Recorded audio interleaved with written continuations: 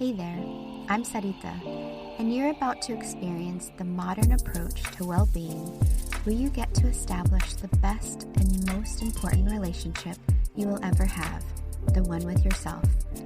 I'm on a mission to help you declutter energy and reclaim your power so you can be a magnet to what you desire. If you're looking for the optimal blend of mindset and healing, you're in the right place. My goal in this podcast is to share tools, resources, and practices that will help you along your healing journey. I'm so excited to be here with you today, so welcome to Back to Here with Sarita. Let's get started. Hey you, welcome back to my lovely podcast, and I am your host Sarita. Thank you so much for being here today. I'm actually kind of excited because I'm celebrating my 10th episode. So I am very overjoyed that you're here today to enjoy this episode. And I actually highly recommend that you add this to your favorites because this topic is really near and dear to my heart and has been a large part of my healing journey. So as you may or may not know, May is Mental Health Awareness Month. And you probably have been seeing a lot out there about this topic on your social media or maybe in other outlets. But today I wanted to speak into it about mental, health, but also more in the capacity of emotional wellness side of things. And before I jump into the episode and sharing my story, I wanted to preface by actually giving a lot of gratitude that we can have these conversations today in our society. Because growing up and well into my 20s, mental health was considered more of a disease and, a reason for treatment. But now we know that mental health affects everyone since we all function, differently in this world. And we're approaching ways different. And we know that our mind is something that needs to be taken care of in a proactive way versus a reactive way. So these conversations around mental health are allowing us to make this shift so we can do more things to stabilize our mental well-being and our mental wellness so we can show up better in our lives. Okay, so let me jump into my story. For me, back in my 20s, I didn't know much about mental health or mental well-being for that matter. And it was actually through the introduction of yoga in my early 30s that I started to understand the importance of mental well-being and mindfulness because of that being a large part of my healing journey. And so it was through the introduction, like I said, of yoga that I started to understand mindfulness practices and things that would help with my mental well-being. And it was in my early 30s, around the age of 34, I started having trouble sleeping. And there's a lot deeper story to that, which I will get into.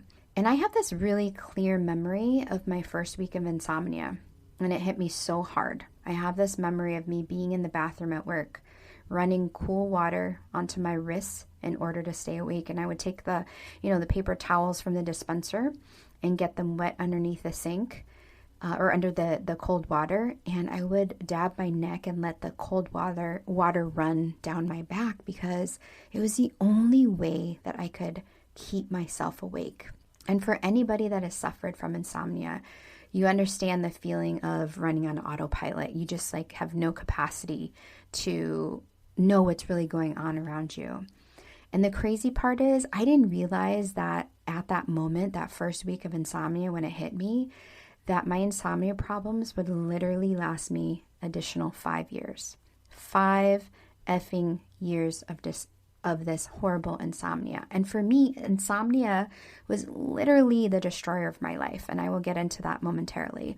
You will see that it really deconstructed my life. It affected my job, my relationship, my body, my mental well-being. And I remember there would be times over a 72-hour period that I would only have slept 5 hours. If you break that down, that is not many hours per night. I had my doctors prescribe me every single sleeping pill and anxiety medication under the sun. And quite honestly, none of them helped me. And part of the reason is because I never committed to using them for very long. But the reason I didn't is because they made me feel woozy and not feeling like human. And for those of you that do use that type of medication, like I just want to say there's nothing wrong with that. It's very okay to do that. But for me and my own personal journey, it just was not something I wanted to commit to or use. And so what I didn't realize at the time was that my body and my mind were trying to communicate to me something, but I was just way too closed off, like literally closed off to even notice at all. All I knew was that my body didn't feel well and I couldn't sleep. And what I didn't realize that it was my mental well-being that was literally a wreck. I thought it was just the fact that I couldn't sleep. Now I know as a healed person that it was something way deeper than just my inability to sleep. But the fact that I was too focused on the fact that I couldn't sleep, I thought literally just by sleeping that all my problems would be solved. And see, now I know our bodies communicate to us at a grander and larger scale a message, but yet so often we are too wrapped up in our own interpretation of what things mean, we literally lose ourselves and we forget. And that's exactly what happened to me, is that I lost myself. And so thus started my healing journey and turning around my mental well-being. And when I was going through those insomnia years, I was trying to find ways to help me cope with the lack of sleep to make it through the next day, because that was literally all that I could think about was getting to the next day. And since I was so far into my body breaking down, I was doing all sorts of things trying to like band-aid my way through my life versus actually deconstructing the real problem at hand, which was simply being out of alignment and being unhappy. So one of the things that I would do in the middle of the night when I couldn't sleep was to pull out my yoga mat and stretch and try to meditate. That was something that I learned, and I thought this is helpful for me.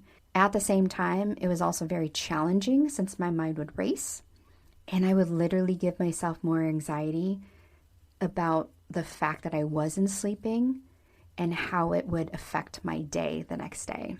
And so I would get even more anxious about not being able to focus at work, and that I would mess up, and that I would get fired, and all the things. And that was what was rushing through my head at 2 and 3 and 4 o'clock in the morning.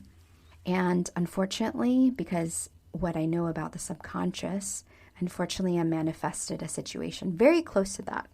And if you have ever been in a situation where you haven't been able to sleep, you realize that you just feel so disconnected from everything. Like you just, like your capacity to handle things is so slim. So basically your level of anger rises, your impatience is like slim to none. And so it really made me feel a lot worse about myself within my relationship at the time, because he just did not understand why I couldn't sleep. And unfortunately, the situation that I had at work, the management was also not very empathetic about my situation either. So one day, I had a massive panic attack at work. And let me tell you exactly what happened. I literally felt like I was having a heart attack. My left arm started to tingle. My brain felt like it was vibrating at this like really high like speed, and I couldn't even see well. And at that moment, I gently got up from my chair. I didn't make a scene because the situation I was in is we didn't have cubicles. We were just all sitting in like one room. I gently got up from my chair and literally coached myself to walk to the door and down the stairs. I kept saying to myself, I can do this. I can do this. I can do this.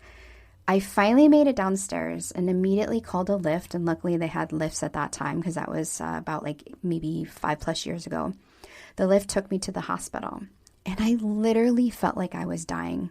I felt like my body was shutting down. I seriously thought in that moment, and when I was at the hospital after I had my panic attack, that I thought I wasn't going to make it till the end of the day. I was so dismal. I was just thinking like, I'm not going to survive this. And at the hospital, I was given an EKG test and had my blood drawn, just all the things. And I kept telling them, there's something wrong with me. There's something wrong with me.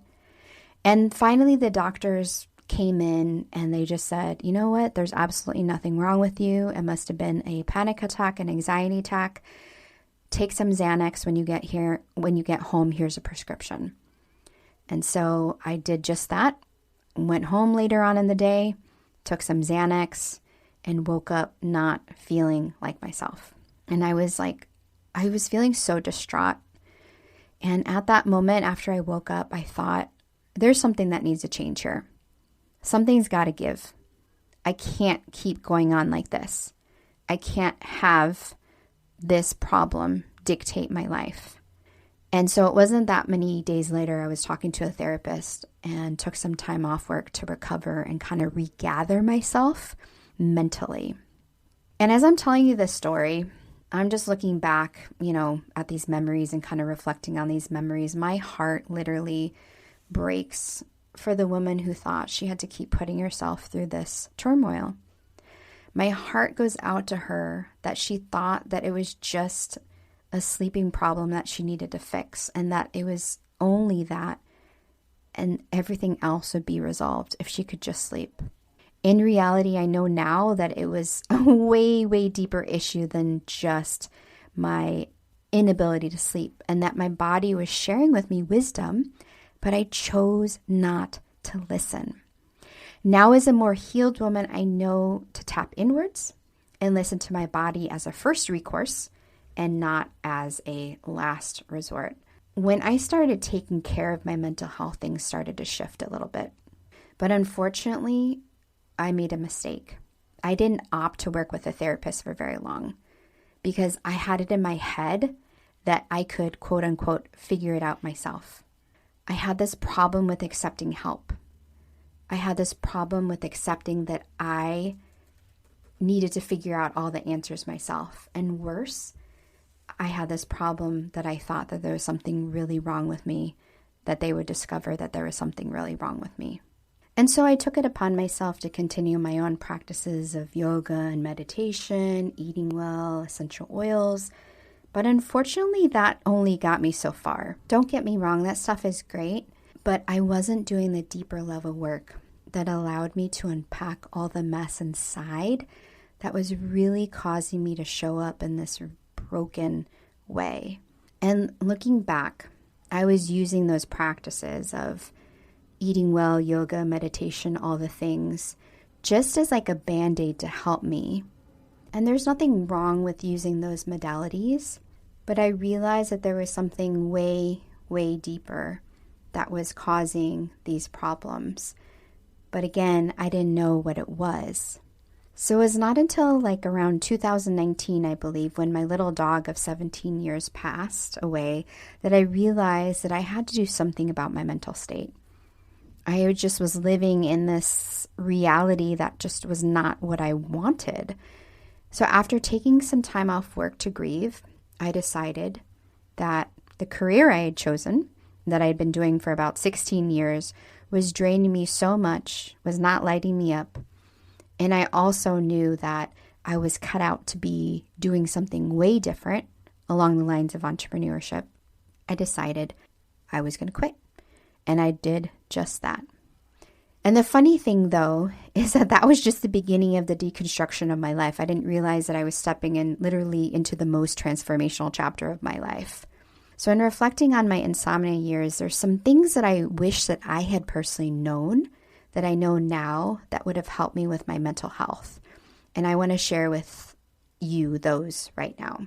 Apart from the physical wellness of eating healthy, getting a lot of sleep, exercise, doing breathing practices, yoga, journaling, all the things, I wish there were these things that I'm going to share with you. I wish that I had known how to take better care of myself. So these 5 things I'm going to share with you right now. Number 1, question to ask yourself. Determine what's exactly causing the stress in your life. Is it a situation, a thing, a person, an event? And for me, it was the many moving parts of being in a relationship, working full time, being a dog mom, being a step parent to my partner's children, trying to find time to take care of myself. I didn't know how to carry the load, and it literally consumed me. So I wasn't clear about pinpointing what was causing me the stress. Number 2, learn to say no. That is one of the hardest things to do, I think. As a woman growing up, I was taught always to be a yes person. I don't know about you, but I was taught to be a yes person, therefore saying yes to things because I was actually really terrified of saying no because I was worried about what the other person would think. Maybe they would get angry or upset. And so I just became this people pleaser, saying yes and never worrying about how it would affect me. And that literally by saying yes to things over and over again, I wasn't being mindful of like how it was affecting me. So note to yourself, being sure to be mindful of saying yes to only the things that are full body yes. Number 3, determine your personal boundaries and stick to them. Looking back at my 20s and 30s, I literally had no boundaries. I don't know about you. I'm literally learning about boundaries pretty recently. And now I can say yes to things that only light me up. But at the time, I was saying yes to things and I allowed people to treat me and to say things to me, including like managers that caused me like resentfulness and unhappiness. And I felt like I was powerless, literally. And so I was also giving an unlimited supply of my energy to some family members who use and abuse me and my availability for their own benefit. So literally, I had no boundaries. Again, that goes back to being a people pleaser in your life. Number 4, simplify your life and prioritize the things that are more meaningful to you. My life was really complicated. And by the time I was 35, I was navigating so many roles that I was playing in my life that I got absolutely overwhelmed. And I found it easier to just hide away and drown my woes in alcohol than to actually deal with them. So after having such a complicated life for so long, for almost a decade, I see the importance of simplicity. And simplicity can mean different things for different people. For me, it was stepping away from things that didn't light me up, because why should I be giving energy to things that are just not nourishing me on a deeper level? So for you, figure out, what does a simplified life look to you? What does simple look like to you? Number 5, final point, detoxify your life. Let go of what no longer serves you. And this kind of goes back to number 4, where it's removing certain things that don't create joy in your life so you can actually allow room for more blessings, for joy. It's interesting when people say that they're cutting off relationships or dumping somebody when they say, letting go of what no longer serves you. But in reality, changing your environment only goes so far. I found that out very heavily last year. And that's why this comes down to the identity work. This is where identity work becomes so important, and this is what I do within my coaching business. When you let go of a limited belief that's kept you stuck in a pattern of behavior, that is really letting go of what no longer serves you. Yes, letting go of certain relationships, things that are changing or impacting your environment, but on an identity level, letting go of the things like the identities that you've held on to for so long, that is really letting go of what no longer serves you. So those are my 5 points that I wish I had known before, when I was in my 30s, when it came to my mental well-being. I think what my biggest takeaway from a mental health journey is the way that I approached my emotional wellness. When I wasn't taking a proactive approach to my emotional well-being, I was literally scrambling and succumbing to everything around me and using it to hold myself together like glue. When I decided to take the time to strip back the layers and started to take a more proactive approach of my emotional well-being, I didn't feel like a sieve. You know what a sieve is? Like that container that has a bunch of holes in it and the water spills through. I felt like I was actually filling up my vessel versus draining my vessel. So I was able to maintain that energy approach versus constantly feeling depleted. So the difference between proactive and reactive. And the main shift, or cause of the shift, was taking the time to lean inwards and answer the questions that I posed in number 1. I got clear on what was causing the stress by asking those questions. The quality of our life, and I love this quote, the quality of our life is determined by the questions that we ask. And so by asking good questions, the quality of our life can improve. Also, once I got clear, I literally let go of what no longer served me, aka being a people pleaser, setting boundaries, taking care of myself, not bending to every whim, and really understanding myself as a person. I also maintained those practices that I was using before as a Band-Aid approach modality. I continued using practices like yoga and meditation and breath work that were also helping me proactively support myself. So overall, the process of taking care of your mental health does totally take effort, but what you put into it will help you feel better.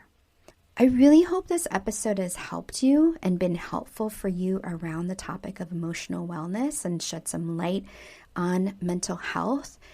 If you like this episode, make sure to write a review on it. And if you feel that it was helpful as well, please share it with somebody else, because there are so many people walking around that feel like they're alone when it comes to their mental health journeys.